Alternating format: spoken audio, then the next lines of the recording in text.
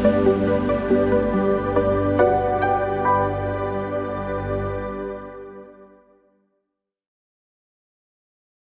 this tutorial, we will guide you through the step-by-step process of restoring data from backup files, using the BitRecover Backup Recovery Wizard. To install the BitRecover Backup Recovery Wizard, download it from the link in the video description.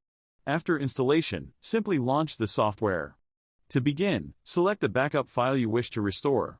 Then, select the virtual disk partition to start the data restoration process. Click on Next.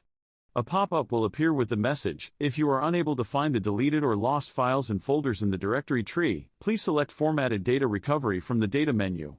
Users can preview deleted data as well before recovering. Select the individual items or all the items you want to recover. Simply click the Save button and select the destination folder where the restored data will be saved. After selecting the destination folder, the saving process will begin. Once the saving process is completed, you'll receive a notification indicating that the saving was successful. Click OK to open the destination folder and view the recovered data. And that's it for this video. Thank you for watching.